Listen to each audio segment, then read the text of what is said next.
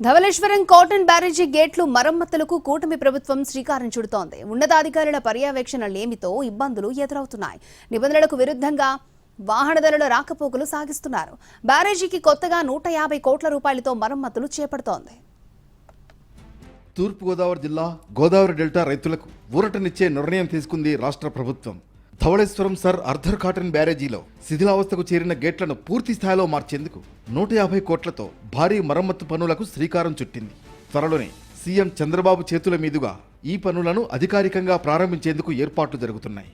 కానీ ఈరోజు కూటమి ప్రభుత్వం అధికారంలోకి వచ్చిన తర్వాత గత ప్రభుత్వం చేసినటువంటి తప్పిదాలను సరి చేసుకుని ఏదైతే ఈ యొక్క బ్యారేజీకి సంబంధించినటువంటి గేట్లు మరి ఈవేళ 175 గేట్లు ఈ యొక్క ధవళేశ్వరం బ్యారేజీకి ఉంటే ఆ రోజు 2015లో చంద్రబాబు నాయుడు గారు ముఖ్యమంత్రిగా ఉండగా 32 కోట్ల రూపాయలు నిధులు ఇచ్చి ఆ రోజు 58 గేట్లు కొత్త గేట్లను ఏర్పాటు చేశాం. మళ్ళీ ఈరోజు 2026లో 150 కోట్ల రూపాయలు నిధులు ఇచ్చి మిగిలినటువంటి బ్యాలెన్స్ 117 గేట్లకి ఈవేళ కొత్త గేట్లు ఏర్పాటు చేయడానికి టెండర్లు పిలిచి వర్క్ ఆర్డర్ ఇచ్చి పనులు ప్రారంభిస్తూ ఉన్నాం. ధవళేశ్వరం బ్యారేజీలో మొత్తం 175 క్రస్ట్ గేట్లు ఉండగా వాటిలో 2015లో 58 గేట్లకు మరమ్మతులు నిర్వహించారు.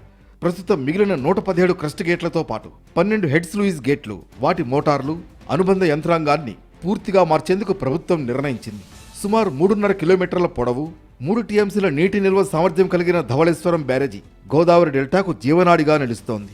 ఈ బ్యారేజీ ద్వారా దాదాపు 10,43,000 ఎకరాల్లో వరి సాగుకు సాగునీరు అందుతోంది.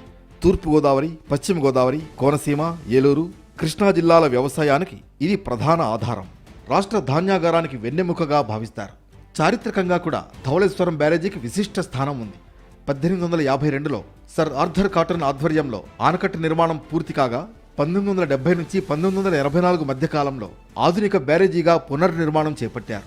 అప్పటి నుంచి డెల్టా వ్యవసాయాభివృద్ధికి ఈ బ్యారేజీ కీలకంగా సేవలందిస్తోంది.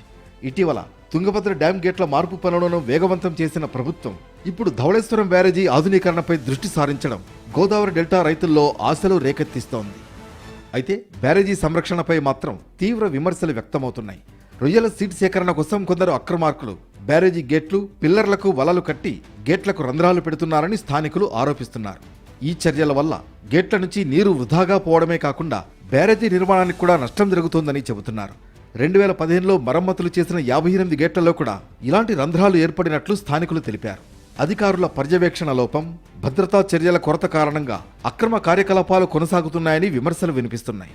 కొత్త గేట్ల ఏర్పాటు పనులతో పాటు బ్యారేజీ వద్ద 24 గంటల నిఘా, సీసీ కెమెరాలు, ప్రత్యేక భద్రతా సిబ్బంది నియామకం, అక్రమంగా రొయ్యల సీడ్ సేకరణ చేసే వారిపై కఠిన చర్యలు తీసుకోవాలని రైతులు, ప్రజా సంఘాలు ప్రభుత్వాన్ని కోరుతున్నాయి.